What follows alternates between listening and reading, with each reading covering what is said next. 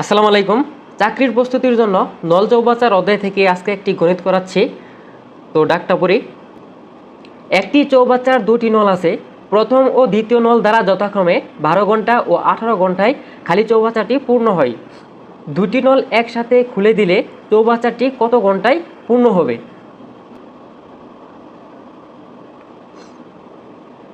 আমরা লিখতে পারি প্রথম নল দ্বারা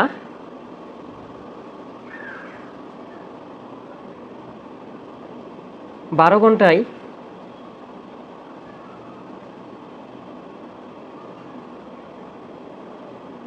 পূর্ণ হয় এক অংশ। প্রথম নল দ্বারা 1 ঘন্টায় পূর্ণ হয় 1/12 অংশ। আবার দ্বিতীয় নল দ্বারা 18 ঘন্টায় পূর্ণ হয় 1 অংশ। দ্বিতীয় নল দ্বারা 1 ঘন্টায় পূর্ণ হয় 1/18 অংশ। এখন আমরা 1 ঘন্টার হিসাব বের করি। একত্রে 1 ঘন্টায় পূর্ণ হয়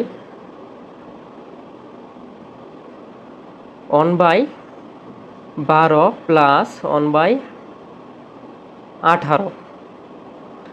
তো 12 আর 18 লসাগু কত? 36।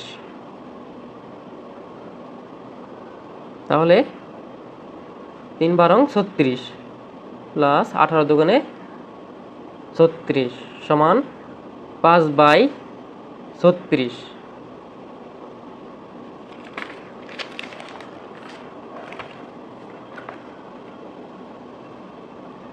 পাঁচের 36 অংশ অর্থাৎ 5-এর 36 অংশ পূর্ণ হয় 1 ঘন্টায়।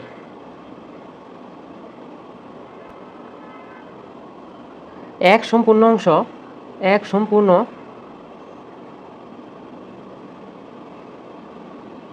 অংশ পূর্ণ হয় 1 × 36/5 সমান